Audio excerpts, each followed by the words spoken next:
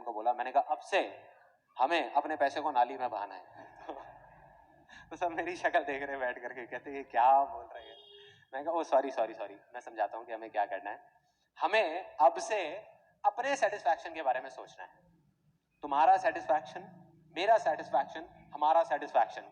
एक दिन में हम अगर 100 इमेजेस भी शूट कर सकते होंगे तो हम सिर्फ 25-30 इमेजेस करेंगे, लेकिन वो 25-30 इमेजेस ऐसी होनी चाहिए कि आंखें 30 इमेजेस करेंगे, लेकिन वो 25-30 इमेजेस ऐसी होनी चाहिए कि आंखें फट जाएं देख करके, तुम्हारी भी और मेरी भी। तुम सिर्फ ये बताओ कि तुम्हें किस तरह का शूट करने में मजा आएगा, ऐसा क्या होना चाहिए कि तुम्हें मजा आए। छोड़ो क्लाइंट को, छोड़ो मुझे, पैसा कितना भी लग जाए, बह जाए, कोई टेंशन नहीं है। कहते सबसे पहले हमको फोटोग्राफी इक्विपमेंट्स जो हैं वो नए लेने होंगे। अभी हम इंडियन यूज कर रहे हैं ज्यादातर, लाइट्स और ये वो सारी चीजें। कहते वो अगर हम इंटरनेशनल ले लेते हैं जो बहुत एक्सपेंसिव है तो हमारी क्वालिटी बढ़ सकती है। मैंने कहा ले लो, डन। मैंने कहा कल ही लो, परसों तक भी नहीं रुकेंगे। वो हो गया। मैंने कहा और क्या कर सकते हैं। कहते और हम जो लोकेशंस हायर करते हैं अपने शूट के लिए, वो अभी हमारा एक बजट है 5-7 हज़ार रुपए का, अगर हम उसको बढ़ा देते हैं। मैंने कहा कितना बढ़ाना है। कहते 20-25 हज़ार रुपए में बहुत अच्छी लोकेशन आ सकती है। मैंने कहा करो।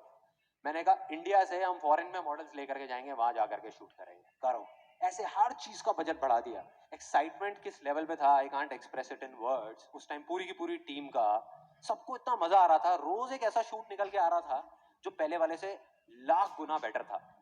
2 महीने बाद पूरी की पूरी ये नई कलेक्शन हमने लॉन्च करी अपनी साइट पे, and you won't believe it, उसके 1 महीने के अंदर अंदर हमारी साइट पे, जब मैंने पीछे एनालिटिक्स से देखा, ट्रैफिक 10 गुना बढ़ गया, 10 टाइम्स इन 1 month।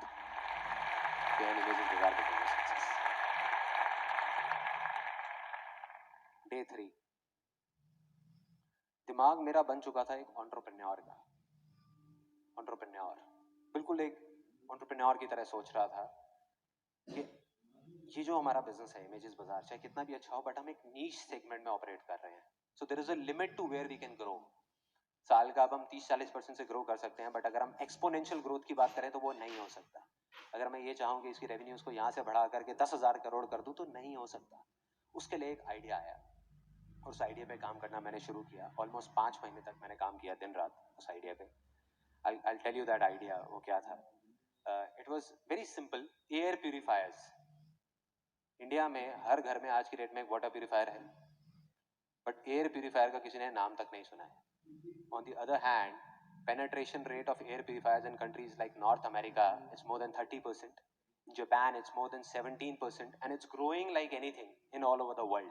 इंडिया में अभी तक एक भी ऐसा ब्रांड नहीं है, या ये कह लो कि ब्रांड रिकॉल नहीं है किसी भी ब्रांड की।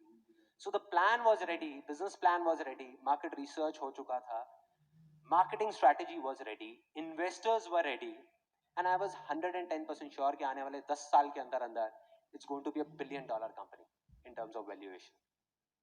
दिमाग ऐसे सोच रहा था, दिल कह रहा था कि मैंने अपने आप से एक कमिटमेंट किया था जब ये कंपनी शुरू भी नहीं हुई थी इमेजेस बाजार, उससे काफी साल पहले, जब मैं अराउंड 22-23 साल का था, कि अगर मैं जिंदगी में कभी कुछ बन गया, तब मैंने और बहुत सारे काम किए थे, बहुत प्रॉब्लम्स आ रही थी, फैमिली की कंडीशंस काफी खराब थी, तो मैंने कहा था अपने आप से कि अगर मैं कभी कुछ बन गया जिंदगी में तो मैं अपने तक नहीं रखूंगा, उन सारे एक्सपीरियंसेस को शेयर करूंगा पूरी दुनिया के साथ, वैसे लोगों के साथ जो मेरी तरह ही कुछ